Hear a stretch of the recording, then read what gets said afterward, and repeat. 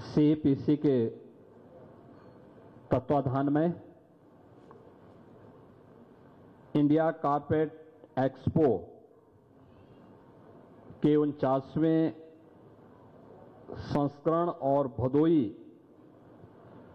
Carpet expo के चतुर्थ संस्करण के कार्यक्रम में आज के समारोह में उपस्थित इस क्षेत्र के लोकप्रिय सांसद डॉक्टर विनोद बिंद जी,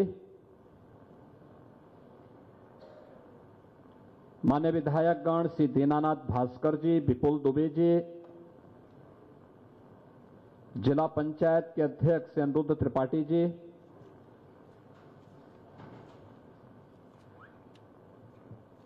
विकास आयुक्त हस्तशिल्प भारत सरकार श्रीमती अमृत राज जी, सीपीसी के चेयरमैन श्री कुलदीप जी, आज के इस कार्यक्रम में उपस्थित भदोई कारपेट उद्योग से जुड़े हुए सभी पदाधिकारीगण, अन्य सभी स्टेक होल्डर्स और उपस्थित बहनों और भाइयों,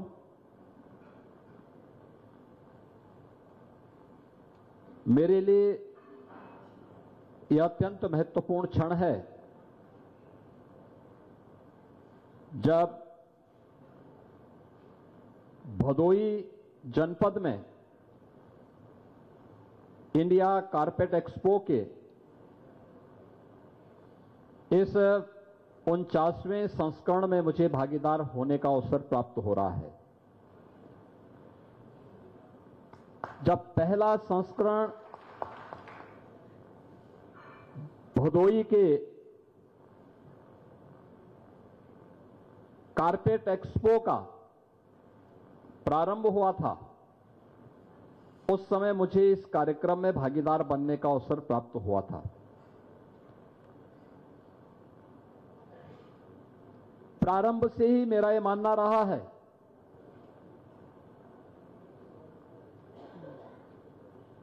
कि हमारे परंपरागत हस्तशिल्पी और कारीगर हमारी बड़ी ताकत है। इनका बहुत बड़ा योगदान रहा है भारत को वैश्विक अर्थव्यवस्था के रूप में स्थापित करने का। जब हम भारत की बात करते हैं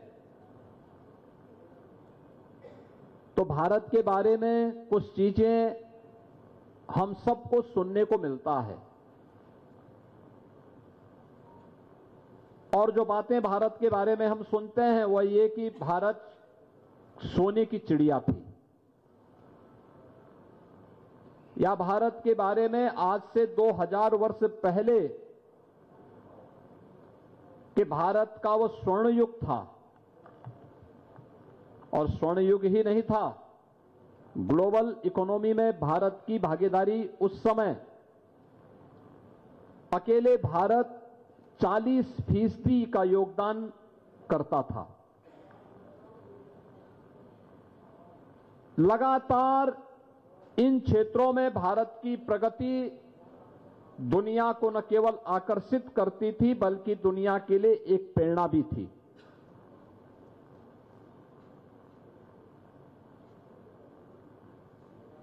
सन 1100 में अगर भारत की इस व्यवस्था को देखेंगे तो दुनिया की अर्थव्यवस्था में भारत का जो योगदान था, तब भी यह वह समय था जब भारत पर विदेशी हमले प्रारंभ होने शुरू हो गए थे। तब भी भारत की भागीदारी 25 से 26% दुनिया की अर्थव्यवस्था में भारत की भागीदारी थी,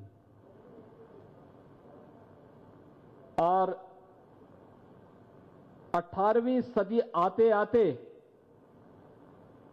भारत की भागीदारी 23% तक थी।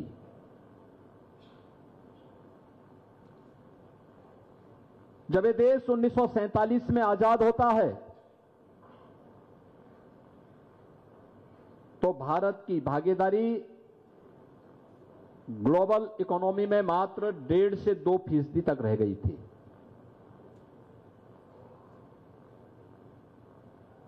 सोने की चिड़िया भिखारी बनकर के रह गया था। ये स्थितियां क्यों हुई? अगर आप इसकी तह में जाएंगे तो बहुत कुछ जानने और समझने का अवसर आप सबको प्राप्त होगा। सबसे पहले भारत प्रकृति और परमात्मा के असीम कृपा का देश है। यह सच है कि दुनिया के अंदर तमाम देशों के पास भौगोलिक क्षेत्रफल है और भारत की संख्या अगर उसमें देखेंगे तो भारत अपने भौगोलिक क्षेत्रफल की दृष्टि से दुनिया के अंदर 7वें स्थान पर आता है। लेकिन कुल भौगोलिक क्षेत्रफल का कृषि योग्य भूमि में अगर आप देखेंगे तो उसमें भारत दुनिया के अंदर नंबर 1 पर आता है। दुनिया के अंदर सबसे अधिक भौगोलिक क्षेत्रफल में रूसी संघ है, इसके बाद चीन है, इसके बाद अमेरिका है, कनाडा है, ब्राजील है, ऑस्ट्रेलिया है, उसके बाद भारत है। लेकिन अगर आप देखेंगे कृषि योग्य भूमि में तो सर्वाधिक कृषि योग्य भूमि किसी एक देश के पास है तो अब भारत के पास है, दुनिया में सबसे अधिक।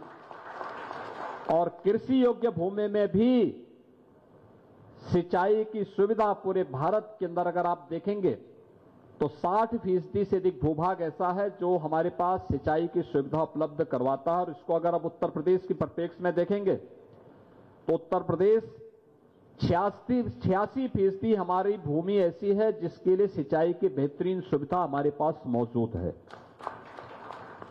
यानी ये केवल खेती किसानी के लिए ही नहीं है, ये खेती और किसानी के साथ साथ यहां के प्रति व्यक्ति आमदनी को आगे बढ़ाने, रोजगार की संभावनाओं को आगे बढ़ाने में भी ये बड़ी भूमिका का निर्वहन करता है। खासतौर पर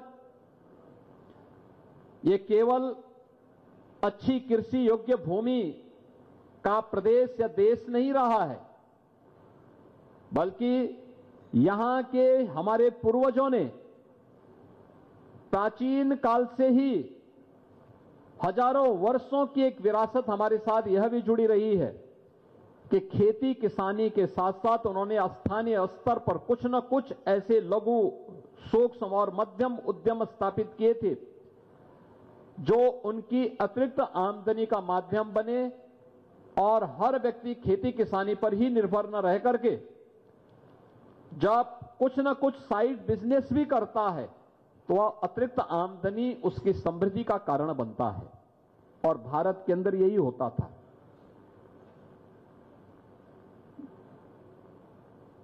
यानी ब्रिटिशर के आने के पहले कौन नहीं जानता है कि भारत का जो सिल्क था ये दुनिया के अंदर अपनी धूम मचाता था।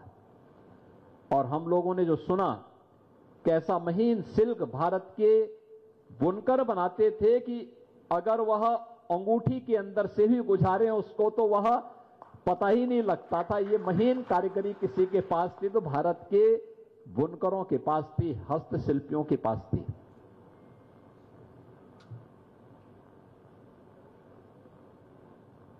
जब 2017 में मुझे उत्तर प्रदेश का दायित्व सौंपा गया तो मैं भौचक था इस बात को लेके कि उत्तर प्रदेश जैसे राज्य को संभालना, जहां पर हर तीसरे दिन एक दंगा होता है, जहां पर न बेटी सुरक्षित है न व्यापारी सुरक्षित है और बीमारू राज्य अलग से है, ये संभलेगा कैसे। लेकिन भारत के अतीत को देख करके हमें एक प्रेरणा प्राप्त होती थी कि नहीं, हम कर सकते हैं। हम इसको ठीक करेंगे। और आपने देखा होगा सुरक्षा का बेहतर माहौल मिला प्रदेश के अंदर। हम लोगों ने ईज ऑफ डूइंग बिजनेस की रैंकिंग को अपना सुधारा। उत्तर प्रदेश के अंदर हम लोगों ने प्रदेश के अंदर न केवल खेती किसानी को बल्कि सर्वाधिक रोजगार का सृजन करने वाले वस्त्र उद्योग को भी और एमएसएमई सेक्टर को भी जब पुनर्जीवित करना प्रारंभ किया। और हमारी असली ताकत क्या है? मैं भौचक था कि पहले से उस प्रकार के क्लस्टर हमारे पास मौजूद थे। दुनिया उसमें विकसित काफी आगे बढ़ी, हम आगे नहीं बढ़ पा रहे थे। और उन्हीं बातों को लेकर के हम लोगों ने उस समय मैंने एक कमेटी गठित की थी। उस कमेटी ने मुझे रिपोर्ट दिया था। मैंने पूछा कि भाई देखो अलग अलग जनपद में हमारे पास अन्य क्या संभावनाएं हैं, तो लोगों ने मुझे फिर इस रिपोर्ट दी थी। उस समय एक इंडिपेंडेंट कमेटी मैंने बनाई थी जिन्होंने मुझे रिपोर्ट दी थी कि हां भदोई में कालीन का क्लस्टर है, उसको हम आगे बढ़ा सकते हैं। ऐसे ही हम मुरादाबाद में ब्रॉस का है, आप आगरा और कानपुर में आएंगे लेदर का है, मेरठ में है आपको स्पोर्ट्स आइटम वहां पे मिल सकती हैं। आप मुबारकपुर में जाएंगे तो वहां पर भी आपको अलग तरीके से कार्य मिलेगा, देखने को मिलेगा। और ढेर सारे लोग स्वतः रोजगार को सृजित करके स्वावलंबन के पथ पर अग्रसर हैं। केवल गवर्नमेंट को थोड़ा सपोर्ट उनको करना है। तब हम लोगों ने प्रदेश में एक जनपद एक उत्पाद की अपनी योजना लागू की थी, जो आज वन डिस्ट्रिक्ट वन प्रोडक्ट के माध्यम से प्रदेश भर के उन सभी इकाइयों को पुनर्जीवित करने में मदद कर रहा है जिनकी संख्या आज के दिन पर हमारे पास 96 लाख है। 96 लाख एमएसएमई यूनिट आज के दिन पर उत्तर प्रदेश की ताकत बनी हुई है। और ये 96 लाख एमएसएमई यूनिट में हमारे पास 2 करोड़ से अधिक लोग सीधे सीधे रोजगार प्राप्त कर रहे हैं। 2 करोड़ का मतलब सीधे सीधे 2 करोड़ परिवार, एक परिवार में अगर 5 सदस्य भी हैं तो 10 करोड़ लोग सीधे सीधे इसके माध्यम से आर्थिक स्वावलंबन के पथ पर अग्रसर हुए हैं। ये एक बड़ी ताकत है भारत की। और उस ताकत को आगे बढ़ाने के लिए उत्तर प्रदेश आज जब प्रयास प्रारंभ किया है, मुझे याद है 14 के पहले और 17 के पहले की भी स्थिति इस भदोई और आसपास के क्षेत्र में किस प्रकार से एक प्रकार की वीरानी सी छा रही थी। और केवल ये यहां की कहानी नहीं है, आप फिरोजाबाद के ग्लास उद्योग को जाइए देखिए, आप मुरादाबाद के ब्रॉस के उद्योग को आप देखेंगे, अलीगढ़ के हार्डवेयर के उद्योग को अगर आप देखेंगे, आप मेरठ के स्पोर्ट्स के उद्योग को देखेंगे, गोरखपुर का टेराकोटा, ये सभी लगभग मृत प्राय सा हो रहा था। वहां पे वीरानी छा रही थी, लोगों में हताशा थी, निराशा थी। लेकिन सरकार ने उन्हें प्रोत्साहन देना प्रारंभ किया, आगे बढ़ाना प्रारंभ किया, सपोर्ट देना प्रारंभ किया। आज परिणाम क्या है कि अकेले उत्तर प्रदेश से हम 2 लाख करोड़ रुपए का एक्सपोर्ट कर रहे हैं, जो उत्तर प्रदेश के अंदर बने हुए प्रोडक्ट हैं। और उसके लिए प्लेटफॉर्म हमने उपलब्ध करना प्रारंभ किया। अभी आपने देखा होगा 25 से 29 सितंबर के बीच ग्रेटर नोएडा में यूपी इंटरनेशनल ट्रेड शो के माध्यम से हम लोगों ने उत्तर प्रदेश में बने हुए प्रोडक्ट को आगे बढ़ाना प्रारंभ किया। शोकेसिंग का एक प्लेटफॉर्म उन्हें उपलब्ध करवाया। अकेले यूपी इंटरनेशनल ट्रेड शो में उत्तर प्रदेश के उद्यमियों को, व्यापारियों को 11,200 करोड़ रुपए का वहां पर उनको वहां पे ऑर्डर प्राप्त हुआ है, जो अपना प्रोडक्ट, अपना माल दुनिया के मार्केट में पहुंचा सकते हैं। हमें अपने आप को अपडेट करना होगा। सरकार की नीयत बहुत साफ है, वह हमेशा अपने व्यापारी और उद्यमियों के साथ खड़ी है। हमने उत्तर प्रदेश के अंदर जीएसटी का रिटर्न भरने वाले हर व्यापारी को 10 लाख रुपए की सुरक्षा बीमा का कवर दिया है। उत्तर प्रदेश के अंदर हर एमएसएमई यूनिट को उत्तर प्रदेश सरकार ने 5 लाख रुपए की सामाजिक सुरक्षा की गारंटी भी उपलब्ध करवाई है। और उत्तर प्रदेश और भारत सरकार दोनों मिलकर के इस अभियान को आगे बढ़ाने के लिए पूरी प्रतिबद्धता के साथ कार्य कर रही है। आज मैं स्वयं भी आपके पास इसलिए भी आया हूं क्योंकि आप में से बहुत सारे लोग इस बात को लेकर चिंतित हैं कि यूएस के टैरिफ के कारण क्या स्थिति पैदा होगी। मेरा यह मानना है कि जब चुनौती होती है तो वो आपके लिए नए अवसर प्रदान करती है और उस नए अवसर के लिए आपको अपने आप को तैयार रखना होगा। वो नया अवसर आपके लिए है जो अब भारत सरकार ने तेजी के साथ रिफॉर्म करने प्रारंभ किए हैं। आदरणीय प्रधानमंत्री जी के नेतृत्व में अभी शारदीय नवरात्रि के पहले दिन टैरिफ रिफॉर्म की घोषणा न केवल करके बल्कि उसे इंप्लीमेंट भी किया गया। आज आपने देखा होगा जो रॉ मटेरियल में पहले आपको जीएसटी 12 से 18% देना होता था, आज उसको भी 5% तक लाने के लिए सरकार ने कार्रवाई को आगे बढ़ाया। कारपेट पे कोई भी नया जीएसटी, कोई भी नया टैक्स नहीं लगाया गया, बल्कि आप नए रास्ते आपके लिए खोलने की तैयारी है।